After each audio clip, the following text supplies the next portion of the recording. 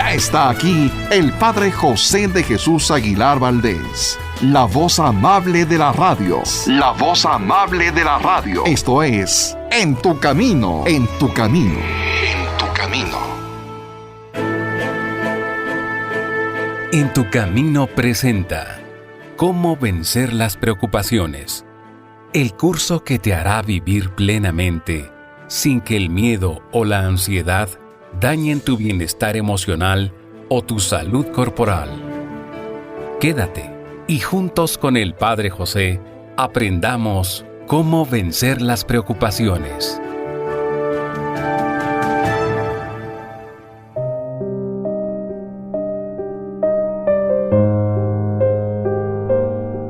¿Qué tal, amigas y amigos? Bienvenidos a una emisión más de este programa en el que recordamos que nunca estamos solos porque, de una u otra manera, Dios siempre se hace presente en nuestro camino.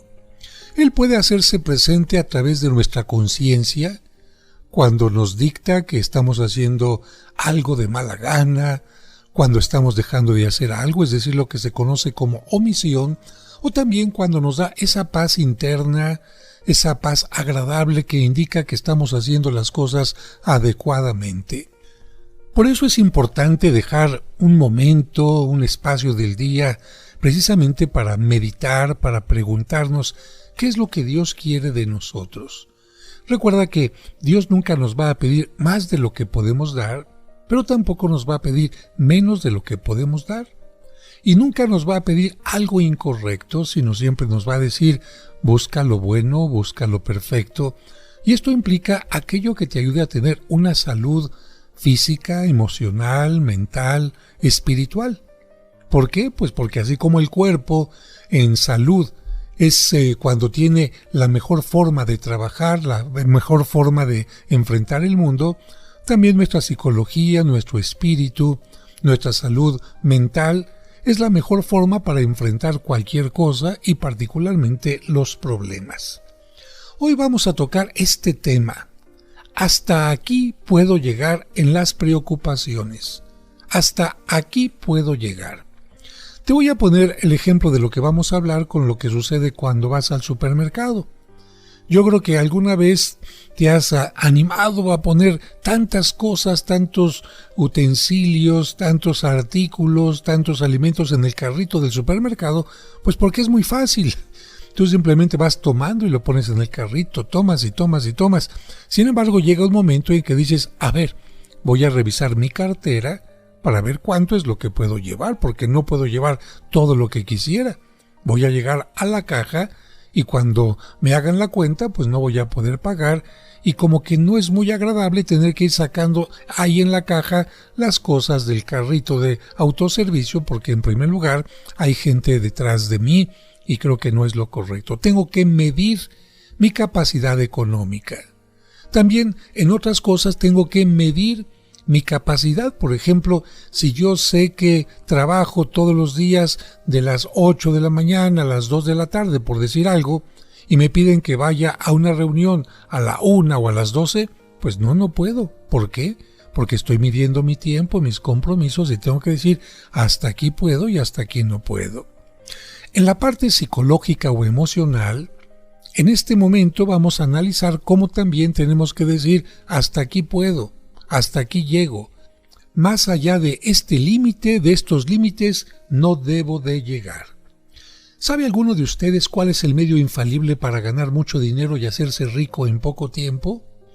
Si yo supiera esta fórmula, de seguro la podría publicar en algunas páginas y vendería a 100,000 pesos cada ejemplar del libro. Pero lo que sí he llegado a saber es la fórmula que emplean ciertas personas muy listas para no arruinarse en los negocios que emprenden, y esta fórmula es la que voy a explicar enseguida. Un joven amigo mío llegó con varios documentos a negociar en la bolsa de valores. Le parecía que iba a lograr ganar millones porque se sabía ciertos trucos para negociar. Y en verdad al principio ganó bastante, pero luego aparecieron otros más vivos que él y lo dejaron en la completa ruina. Se puso a meditar acerca de los errores que había cometido y se propuso consultar a un experto sobre el tema de valores. De esta manera, oyó hablar del doctor Joaquín Vallejo, que era una persona muy experimentada en negocios y que además tenía una gran fama de ser una verdadera autoridad en el hábil manejo del dinero, y fue, por lo tanto, a consultarlo. El doctor Vallejo le hizo varias preguntas para saber cómo había procedido en el tiempo en el que negoció imprudentemente y perdió todo su dinero. Después le dijo: mire, yo siempre me pongo un límite y me digo hasta aquí puedo llegar en las pérdidas. Cuando llego a ese límite no doy un paso más. Por ejemplo, compro unas acciones para venderlas a 500 pesos, por decir algo, y le pongo un límite a las pérdidas. Por ejemplo, puedo venderlas hasta 450. Si llegan a ese límite, las vendo inmediatamente porque de ahí para abajo ya no puedo perder más porque me arruinaría. Y el veterano añadió: si usted es un buen negociante, se propone ganar el 10%, el 20% o el 30%, y si pone un límite a sus pérdidas de manera que nunca gane menos del 5%, por más que lo que gane sea poco, usted va a ir progresando. Pero si pierde y no se detiene a tiempo, va a terminar en la ruina. Este joven adoptó el consejo del doctor Vallejo y ahora está en una muy buena posición en la bolsa de valores. ¿Por qué? Porque aprendió a ponerle un límite a sus pérdidas y de ahí no pasa. Y yo he llegado a la conclusión de que en la vida psicológica de cada persona es también sumamente útil, importante, emplear el método de decir: hasta aquí puedo perder, hasta aquí puedo llegar y de ahí no paso. Porque si usted adapta este método a las preocupaciones y a cada una le pone un límite, le dice claramente: hasta aquí permito que me amargues la vida, pero de aquí en adelante, de este límite en adelante, no, los resultados van a parecer obra de magia. Por ejemplo, cuando iniciaba mi vida sacerdotal, tenía un amigo que una vez por semana me acompañaba a almorzar, pero tenía la pésima costumbre de llegar siempre tarde, y su retraso me hacía perder cada vez más de media hora. Aguardaba en el restaurante hasta que él llegara, y esto, la verdad lo reconozco, me ponía de mal genio y me llenaba de molestia, hasta que al fin de un día me atreví a decirle: mira, mi tiempo es oro y me estás haciendo esperar más de 30 minutos cada vez que vienes a almorzar conmigo. De ahora en adelante solamente podré esperarte 10 minutos. Si pasa de ahí tu retraso, ya no te esperaré. Afortunadamente, aquel amigo se enmendó de su mala costumbre de llegar tarde. ¿Y esto por qué fue? Porque yo le puse un límite al tiempo que podía perder. Le dije claramente: hasta aquí puedo perder y de aquí no paso. ¿Y qué pasó? Conseguí el remedio a aquella molestia. Cuánto lamento no haber hecho eso desde las primeras citas. Tener la capacidad de decirle a mis preocupaciones: hasta aquí puedo llegar, de aquí no puedo pasar, no puedo perder más. Y haberle puesto un límite de pérdidas a mis impaciencias, a mis tristezas, a mis miedos por el futuro y a mis malos momentos, a mi mal genio. ¿Por qué? Por una preocupación. ¿Por qué no le puse un límite a mi preocupación, a los resentimientos que me amargaban? ¿Por qué les permití que me amargaran sin límites, a su antojo, hasta donde se les dio la gana? Por eso decidí hablar con mi propio yo, conmigo mismo, y decirme: amigo, este asunto amargo merece cierto grado de preocupación, de tristeza, de miedo, de amargura, pero solamente hasta cierto grado. De ahí en adelante ni un grado más. Y ahora te voy a contar la historia de un gran escritor que, al inicio de su vida como escritor precisamente, puso un día límite a su tristeza y a su preocupación. En el Centro de Estudios Superiores donde se estaba formando, hicieron un concurso literario. Cada uno debía colaborar con un escrito en prosa o en verso acerca de un tema sentimental y emocionante. Este hombre suspiraba por llegar a ser un escritor muy florido y participó con un tema que le brotó del alma: la despedida de su madre. Era la narración de lo que sintió el tremendo día en el que tuvo que salir de su pueblo natal para ir a la ciudad a estudiar. Aquel adiós a la madre que ya no iba a volver a ver fue para el corazón algo desgarrador y los sentimientos de aquel día los transcribió en una composición. Su orgullo le hacía esperar una mención de honor por aquel escrito, pero cometió el error garrafal de contarle a un profesor cuál era el seudónimo que había empleado en aquel escrito. Y el profesor, que era de lengua larga, lo contó a varios alumnos. Bueno, en un concurso de este tipo hay pseudónimos para que la gente no sepa quiénes están concursando. Pero este joven le dio el seudónimo a un maestro chismoso y te voy a platicar qué es lo que pasó al regreso del corte. Te lo diré enseguida.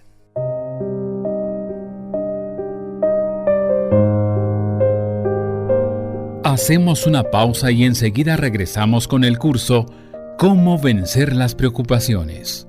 Aquí en tu camino.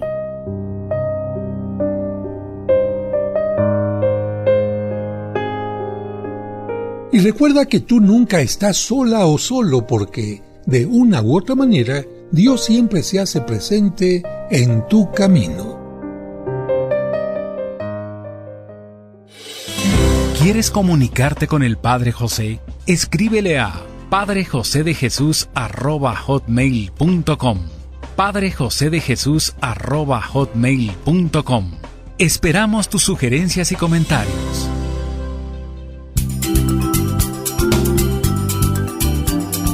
Estás escuchando En tu Camino. En tu Camino. Con el Padre José de Jesús Aguilar Valdés. La voz amable de la radio. En tu Camino. Un programa para encontrar la meta. Al reunirnos en nombre del Señor. Para ti que por tus problemas de salud o por otras causas ajenas a tu voluntad no puedes asistir a la misa dominical de tu comunidad, Grupo Fórmula transmite la Santa Misa. En el nombre del Padre, y del Hijo, y del Espíritu Santo. Amén.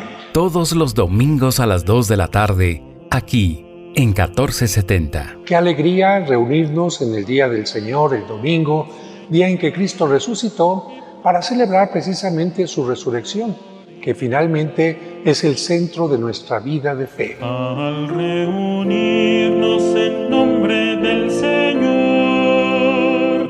Cristo está en medio de nosotros. Sigamos escuchando el curso Cómo vencer las preocupaciones.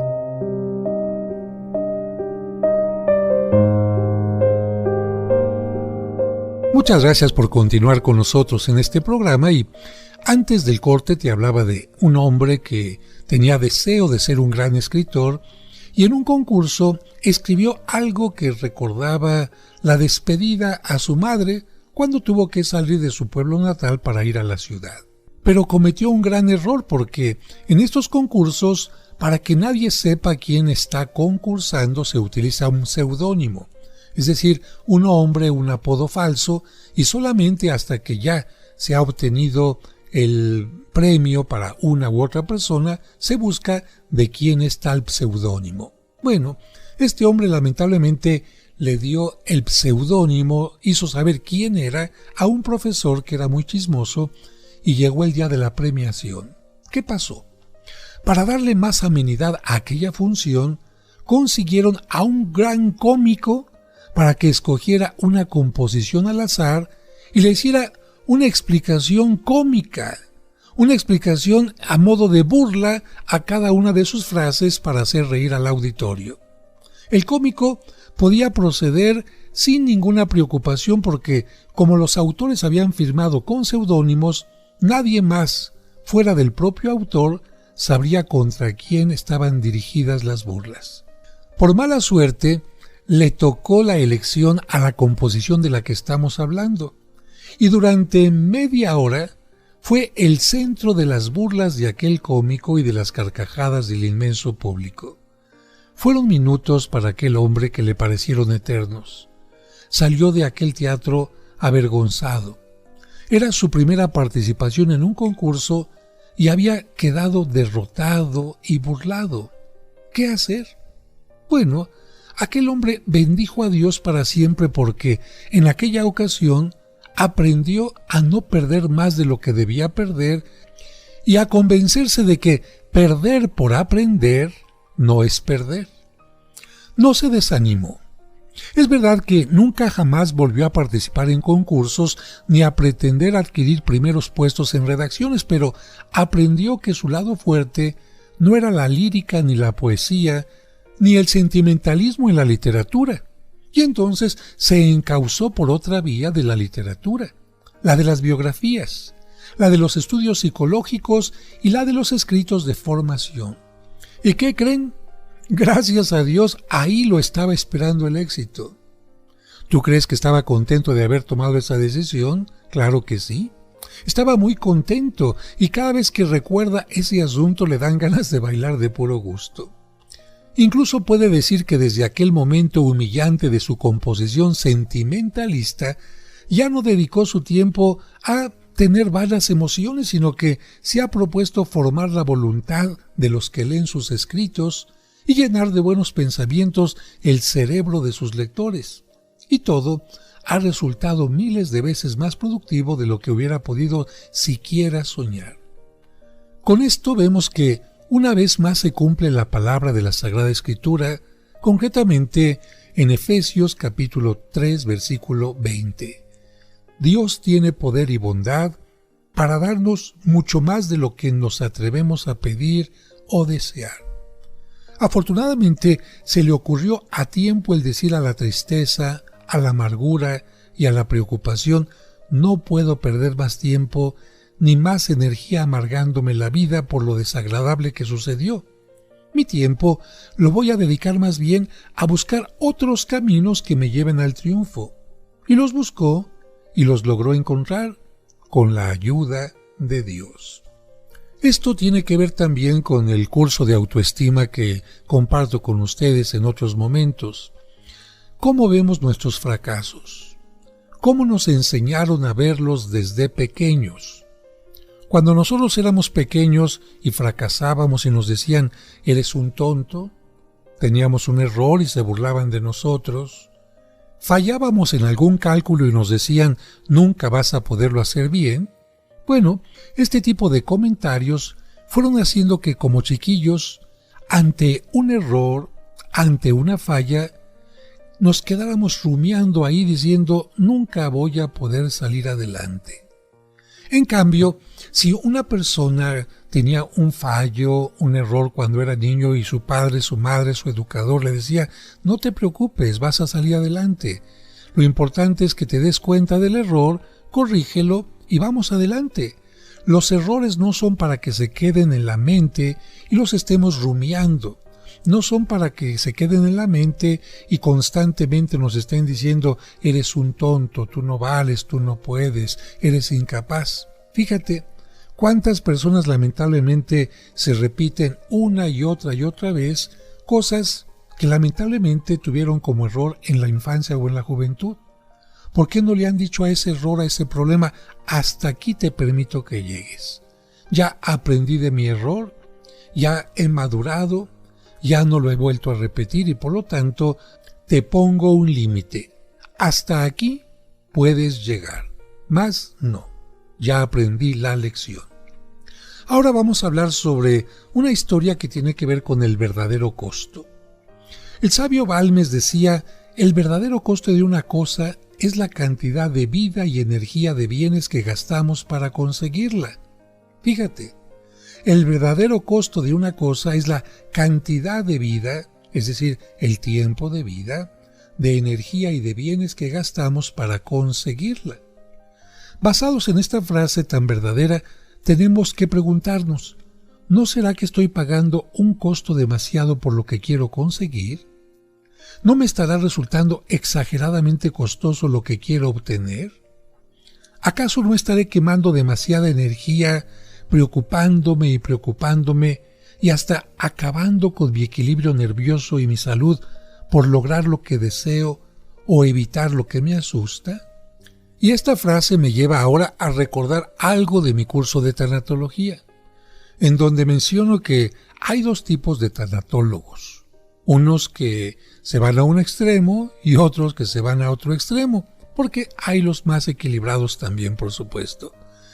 Los que se van a un extremo cuando una persona acaba de tener una pérdida son sumamente afectuosos y están abrazando, apapachando a la persona, permitiendo que llore, y pasa un día y permiten que siga llorando y que siga llorando y otro más y más, y así se pueden pasar todo el tiempo, permitiendo que la persona se deje llevar únicamente por el sentimentalismo.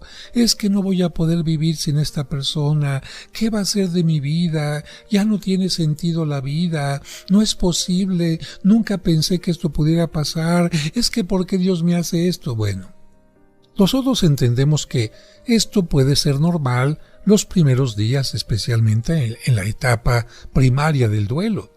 Pero cuando una persona ya pasó 1 mes, 2 meses, 3 meses, 4 meses y sigue con esto ya es delicado. Por lo tanto, ahora te hablo de los otros tanatólogos que se van al otro extremo.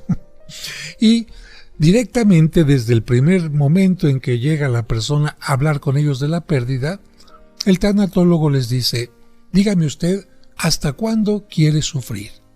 Dígame usted hasta cuándo quiere llorar, porque usted es el que va a decidir, ¿eh? Incluso puede ser que yo ya no le sea necesario dentro de 1 mes, pero si usted quiere, nos podemos alargar todo 1 año. Así de fuerte.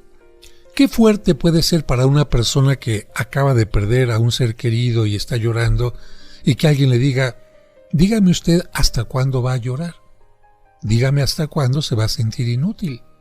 Dígame hasta cuándo se quiere reintegrar nuevamente a su trabajo, a la sociedad, a la vida. Y es cierto, este segundo tanatólogo puede ser muy duro, pero es alguien que nos ayuda a entender que nosotros podemos ponerle un límite a nuestra tristeza, a nuestra decepción, incluso al sufrimiento por alguna pérdida. Claro, yo me voy un poquito a la parte intermedia. Cuando doy un acompañamiento psicológico, terapéutico, tanatológico a alguien, yo trato de entender también la parte afectiva, porque la persona necesita sentirse entendida, apreciada, y por supuesto que se comprendan también sus emociones y sus sentimientos.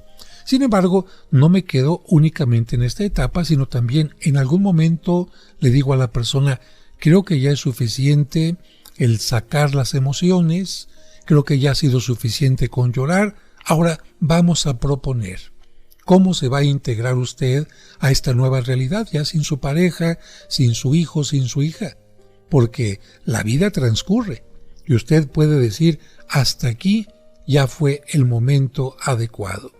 De hecho, muchas personas en la antigüedad se daban, por ejemplo, 3 meses, 6 meses o incluso hasta 1 año. Ya no se usa esto, pero en la antigüedad una persona después del duelo se vestía de negro y decidía estar con aquel atuendo hasta una determinada fecha. Cuando la gente veía que el vestido negro se cambiaba ya por uno de color, significaba: hasta aquí termina mi duelo y estoy ya reincorporado en una forma ordinaria a mi vida de trabajo, a mi vida familiar, a mi vida de relaciones personales. Vamos a ir un breve corte, pero en el espacio pregúntate: ¿a qué le estás dando demasiada energía? ¿A qué le estás dando demasiado tiempo, demasiada preocupación? ¿Y cuándo vas a dejar de hacerlo? Regresamos enseguida.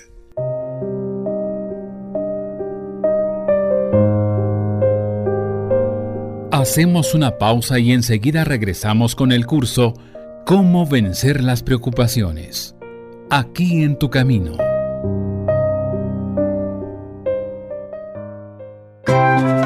El camino del amor. Pregúntale al Padre José. Cuentos para entender el Evangelio. 365 días para acercarse a Dios. La transformación. Cuentos de luz y esperanza. Milagros e historias fantásticas. E iconografía mariana. Son algunos de los libros que ha escrito el Padre José y que han ayudado a muchas personas a mejorar su vida espiritual, su vida personal recuperando su autoestima, a vivir correctamente sus etapas de duelo ante una pérdida, a conocer la Biblia, a disipar sus dudas sobre nuestra religión católica, a que los pequeños entiendan fácilmente los evangelios en la misa dominical y muchas cosas más.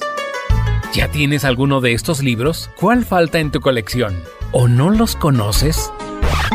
Pregunta cómo adquirir estas maravillosas publicaciones en formato impreso o en edición digital, llamando o escribiendo a través de WhatsApp a los teléfonos 55 55 66 7744 o al 55 57 05 59 39.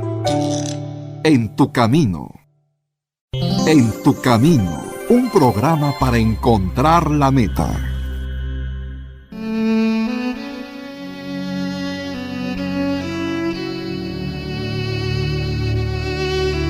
Oh glorioso apóstol San Judas Tadeo, siervo fiel y amigo de Jesús.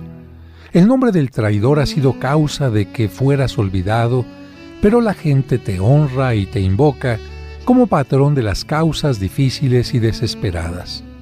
Ruega por mí para que reciba el consuelo y socorro del cielo en todas mis necesidades, tribulaciones y sufrimientos, particularmente en lo que hoy te pido, para que pueda bendecir a Dios en tu compañía con los demás elegidos por toda la eternidad.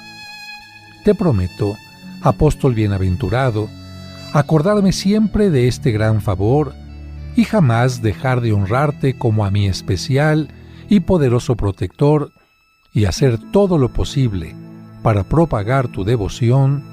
Amén.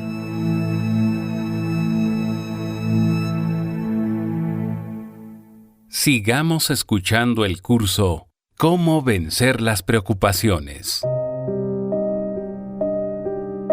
Muchas gracias por continuar con nosotros. Antes de ir a un breve corte, te hablaba de las personas que lamentablemente sufren por una pérdida. Y te digo esto porque todos hemos sufrido alguna pérdida y un servidor también ha sufrido esto. Sentimos que las emociones fluyen en una forma tremenda y además desordenada. Se van mezclando la tristeza, el enojo, la impotencia, algunos sentimientos de culpa y muchas otras cosas más. Pero fíjate, acabo de hablar de emociones. Y afortunadamente el ser humano tiene algo muy importante que se llama la razón. Y yo te diría que la razón es lo que va a hacer una magnífica ensalada. A ver, para que me entiendas un poquito. Si tú quieres hacer una ensalada, quizás vas y compras un poco de zanahoria, de lechuga, jitomate, cebolla. No sé si quieres ponerle un poco de germinado o si le quieras poner queso de cabra, cómo va a ser la vinagreta que vas a hacer, si va a ser solamente aceite y vinagre o le vas a poner balsámico, vinagre de manzana o alguna otra cosa, mostaza. Bueno, lo importante es que cuando tú decides hacer la ensalada, no echas todo nada más al aventón y lo revuelves, sino que tú vas poniendo cada cosa en su lugar, sobre todo cuando vas acomodando en el plato. Qué hermosa se ve una ensalada cuando está toda bien acomodada. Bueno, imagínate que las emociones son la zanahoria, la lechuga, el jitomate y todo, y la razón es el cocinero o la cocinera. Gracias al cocinero o la cocinera, la ensalada tiene un cierto orden y sobre todo un magnífico sabor. ¿Qué sucede si nosotros permitimos que las verduras, la lechuga, etcétera, sean las que dominen a la razón? Pues a lo mejor va a tener sal de más, va a tener mostaza de más, va a tener, no sé, la lechuga en una forma exagerada, casi no tenía cebollita o casi no tenía algún otro elemento. Bien, yo espero que con esto de la ensalada me entiendas lo que quiero decirte. No es correcto que nosotros actuemos dejándonos llevar por las emociones. No tenemos que reprimirlas, lo he dicho muchas veces. Las emociones tienen una finalidad: ayudar a que nuestros sentimientos, nuestras emociones surjan, pero en una forma ordenada. ¿Qué pasa cuando una persona ha tenido una pérdida? Parece que se deja llevar por las emociones y no por la razón. Ya no quiero vivir. ¿Cómo que ya no quieres vivir? No voy a poder salir adelante sin esta persona. Ya no tiene sentido mi vida. ¿Qué está hablando aquí? ¿La razón o la emoción? ¿Está hablando la razón o la tristeza? ¿Está hablando la razón o el enojo? ¿Está hablando la razón o la depresión? Evidentemente que está hablando la emoción y por eso la razón tiene que decir, a ver, chatitas, hasta aquí, Les permito que lloremos, les permito que nos aislemos un poquito, les permito que extrañemos a la persona que ha fallecido, les permito que nos sintamos un poquito impotentes, pero hasta aquí. La razón tiene que poner un límite. Y si no, te pongo un ejemplo. Imagínate la esposa de un hombre empresario que acaba de fallecer y después de el funeral, esta mujer quiere tirarse a la cama y ponerse a llorar todo un mes. Pero la razón le dice, a ver hija, si haces esto la empresa de tu marido se va a la quiebra. A ver hija, ¿quién va a hacer la nómina para pagarles a los empleados toda esta semana? ¿Quién va a hacer los proyectos para que continúe haciéndose la producción, esto y aquello más? Claro, esta mujer por sus emociones quisiera encerrarse en su cuarto, acostarse, quedarse dormida, olvidarse del mundo. Pero la razón le dice, no es correcto. Y aunque no tengas una pérdida, yo te digo todos los días en la mañana, tu emoción que te dice, ay, otros 10 minutos, no, otras 3 horas más en la cama, ay, no voy al trabajo, ay, qué flojera, ay, que hay que subirse al metro, hay que tomar transporte. Muy bien, eso te dicen las emociones. Estás cansado, estás desganado, en fin. ¿Pero qué te dice la razón? Si falto, me despiden. Si falto, me descuentan el día. Si falto, puedo perder credibilidad con mis superiores, así que va para arriba. Y aunque estés chinguiñoso y con un poco de flojera, te levantas, ¿cierto o falso? Bueno, en este caso, fíjate, tú le has dicho a la emoción, hasta aquí te permito. Sí, sonó el despertador y tenías que levantarte a las 6:30. Bueno, dijiste 6:35. Hasta aquí me permito 5 minutos para desamodorrarme, pero me levanto. Bueno, también con las preocupaciones hay que hacer lo mismo. Y ahora te quiero hablar de alguien que es muy importante porque llegó a ser incluso el patrono de los medios de comunicación. En toda la historia de la religión, después de Jesús y de Moisés, quizás no se encuentra un hombre tan amable como San Francisco de Sales. Este sabio consejero que con su dirección espiritual llevó a miles de personas a la santidad, cuando al ser perseguido e injuriado veía que sus acompañantes estaban muy enojados y tramando venganzas, les decía, cuidado porque el obrar movido por las emociones desagradables es sumamente peligroso y dañino. Es una verdadera pérdida dedicar parte de nuestra vida a recordar ofensas y a preparar venganzas. Si alguien me ataca, recordaré a Cristo mi Redentor que fue atacado injustamente y se callaba. Y si una persona deja de atacarme, desde ese día olvido todo el mal que me hizo y dijo contra mí, y me esfuerzo por cultivar hacia ella los mejores sentimientos de amistad y de aprecio. Esto nos enseña que, en verdad, este gran hombre le decía a su resentimiento y a su afán de vengarse, hasta aquí puedo llegar. De ahí no paso, porque gastaría mi vida amargándome inútilmente si concediera demasiada importancia y exagerado tiempo a recordar los males que me han hecho o me han sucedido. Y bueno, ¿qué les parece si hacemos un breve paréntesis para hablar de quién fue San Francisco de Sales? Porque hay algunos que seguramente no han oído hablar de él. Él nació el 21 de agosto de 1567, siglo XVI, en Torrens, Francia, dentro de una familia noble de Saboya. Era el mayor de 6 hermanos y fue bautizado al día siguiente de su nacimiento en la iglesia parroquial de Torrens con el nombre de Francisco Buenaventura. En aquel tiempo se acostumbraba que el mismo día del bautismo o al día siguiente, cuando mucho, se bautizaban las criaturas. Durante toda su vida tuvo como santo patrono a San Francisco de Asís. Cursó estudios en la escuela jesuita de Clermont en París y en la Universidad de Padua en Italia, dos centros de estudio sumamente importantes. Fue en Padua donde obtuvo el grado de doctor en leyes en 1591 y 2 años después fue ordenado sacerdote. Por su paciencia, por su amabilidad, por su capacidad de diálogo, fue enviado a Chablais, una antigua región del Ducado de Saboya. ¿Para qué? Para convertir a los calvinistas. ¿Quiénes eran los calvinistas? Bueno, tú recordarás que la iglesia protestante, como se dice popularmente, comenzó primero con Lutero, pero después vino otro hombre que separó también a muchos cristianos de la iglesia y fue precisamente Calvino. Los seguidores de Calvino rechazaron la autoridad del Papa y fueron creando cada vez más división. Y lamentablemente hubo incluso luchas violentas entre grupos de católicos y grupos de calvinistas, y ahí fue donde precisamente este hombre, Francisco de Sales, fue enviado para tratar de crear un diálogo o por lo menos enfriar un poquito los enfrentamientos. Fue obispo de Ginebra, aunque nunca pudo ejercer propiamente su papel. ¿Por qué? Porque los calvinistas estaban en aquella zona y no le permitían que fuera obispo. Finalmente falleció en Lyon el 28 de diciembre de 1622, allá en Francia. Y aquí viene algo importante.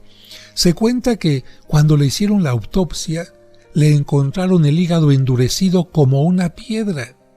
Y esto lo explican los psicólogos por la enorme violencia, el enorme esfuerzo que tuvo que hacer este hombre de fuerte carácter para hacerse y aparecer amable, delicado y bondadoso en el trato con todos. Pero vamos a un breve corte y regresamos enseguida.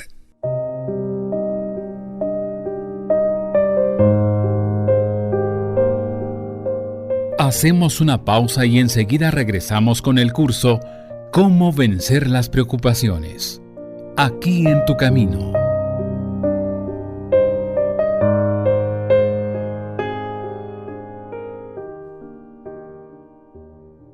En tu camino, un programa para encontrar la meta.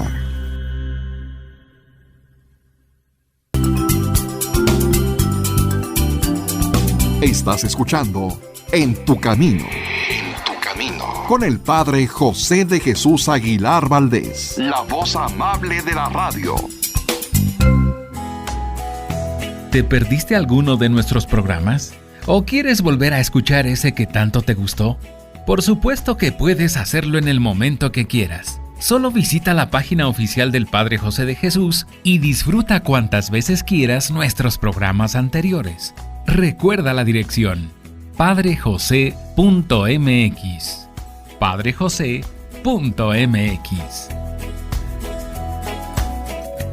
Sigamos escuchando el curso ¿Cómo vencer las preocupaciones?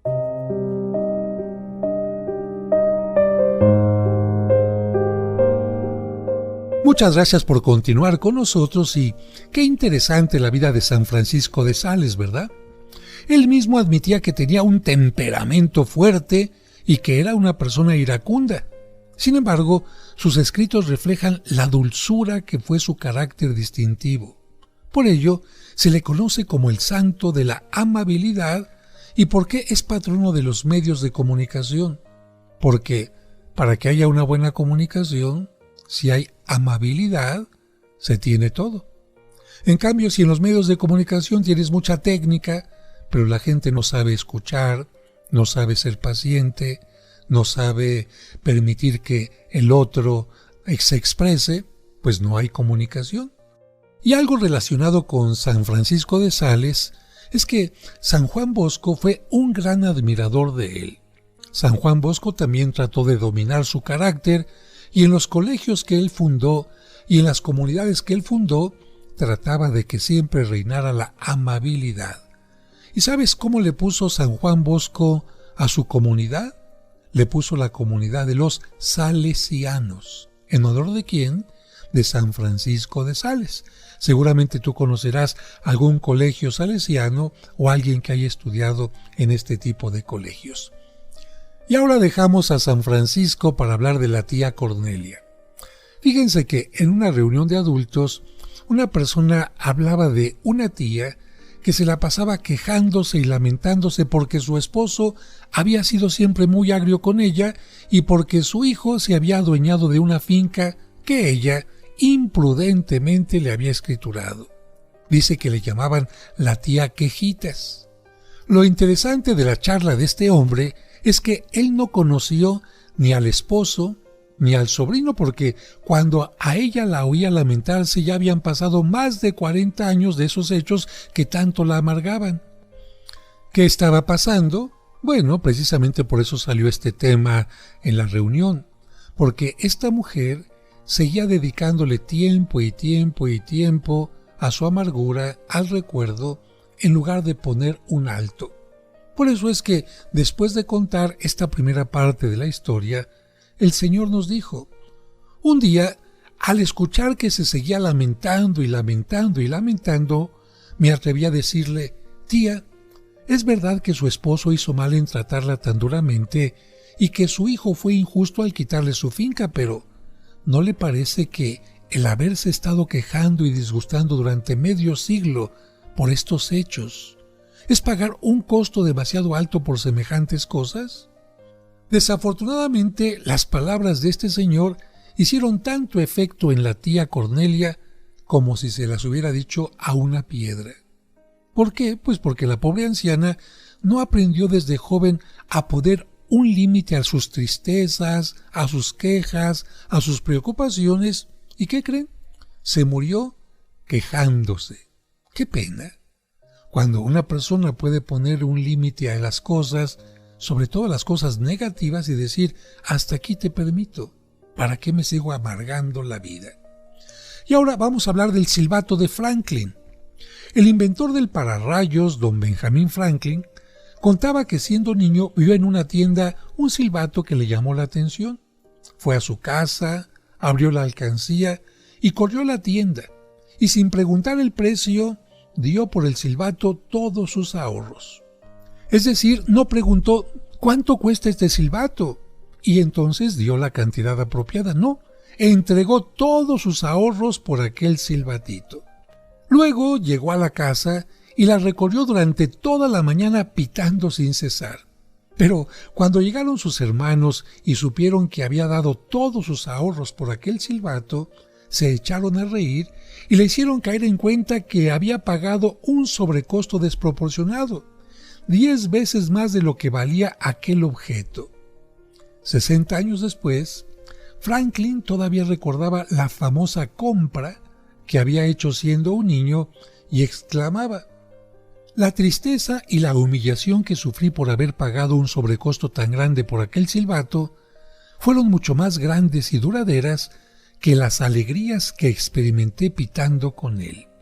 Y otra historia que reafirma lo que estamos señalando es la de el gran novelista ruso Tolstói, autor de novelas tan famosas como La guerra y la paz. Él pagó junto con su esposa uno de los sobrecostos más exagerados y dañinos de la historia. Vamos a ver cómo sucedió. Tolstói se casó locamente enamorado de su mujer, pero se casó con unos labios que sonreían, con una piel de miel, con una voz encantadora, y no se dio cuenta de que se casaba con alguien que tenía un temperamento insoportable. Bueno, de ahí vinieron sus penas. Su mujer sufría de celos y esta enfermedad nerviosa, que según Salomón viene del infierno, amargó la vida de los dos. Ella lo seguía silenciosamente a todas partes con el temor de que le pudiera ser infiel al matrimonio. Dicen que solamente le faltaba hacer lo que hacía Eva con Adán, que todos los días, cuando Adán llegaba a casa, ella le contaba las costillas por si acaso. Por si no había otra mujer en su vida. Bueno, ¿y qué hizo el señor Tolstói ante este sufrimiento? ¿Olvidarlo? ¿No darle sino la importancia que se le debe dar a una enfermedad nerviosa? Pues no. Él se dedicó a escribir un diario en el cual pasaba horas y horas redactando las razones que él quería que la posteridad supiera para que se reconociera que toda la culpa era de su mujer. Y ella, al saber esto, se dedicó a escribir otro diario titulado ¿De quién es la culpa?, en el cual describía a su marido como un demonio doméstico y ella se presentaba como una mártir inocente. Y así lograron convertir su hogar en lo que el mismo Tolstói llamó un manicomio. ¿Y qué consiguieron con todo esto? ¿Que nosotros los admiremos por ello? Claro que no. En todo caso, a nosotros nos interesa más un granito o un barro que tengamos en la cara que todas las peleas de Tolstói y su mujer. Entonces, ¿qué consiguieron ellos? Una vida de infierno que les duró 50 años. He aquí el ejemplo de otros dos imprudentes que, como el pequeñito Franklin, gastaron todos sus ahorros, su alegría y su paz en comprar a un exagerado sobrecosto un silbato que solo les sirvió para hacer un ruido inútil. Qué distinta hubiera sido su existencia si a tiempo, muy a tiempo, hubieran dicho basta, hasta aquí puedo llegar perdiendo energía. De aquí en adelante no doy un paso más en esta perdedera de fuerzas nerviosas, de luchas inútiles, de complicaciones. Sería mejor que Franklin, cuando llegó al mostrador, hubiera dicho ¿cuánto cuesta el silbato? Y si hubiera sido muy caro, hubiera dicho no lo compro. Y si tenía el dinero para pagarlo, hubiera dicho aquí está el dinero y me llevo mis demás ahorros, no los quiero gastar todos. Para concluir este programa yo te invito a que hagas 3 propósitos. 1. Te preguntes en qué problema estoy gastando más energías de las que conviene gastar. ¿En qué preocupación estoy gastando más energías de las que conviene gastar? A lo mejor estoy dedicando más tiempo a un problema que merece menos tiempo que mi familia, que mi salud, que mi trabajo. Me estoy enredando y enredando con preocupaciones que no merecen tanto de mi tiempo, tanto de mi energía. Segundo, pregúntate, ¿hasta dónde, hasta cuándo vas a fijar el límite al que puedas llegar preocupándote por eso y te quede claro que hasta ahí vas a llegar? Y tercero, ¿cuánto vas a pagar por este silbato que tanto te preocupa? ¿No estarás pagando más de lo debido? Imagínate esa preocupación, esas emociones que son dañinas. Ahora imagínatelas como un silbato. ¿De qué sirven? ¿Están haciendo ruido nada más? Ojalá fuera música bonita, pero no. Las preocupaciones, las emociones negativas no sirven para nada. Son como un silbato que simplemente hace ruido. Así que yo te invito a que repitas esto. Con tu paciencia salvarás tu alma. Bueno, yo creo que esto nos recuerda que nosotros nunca estamos solos, que de una u de otra manera siempre Dios está con nosotros. Que Dios te bendiga. Mañana continuaremos con el curso Cómo vencer las preocupaciones. No lo olvides. Te esperamos.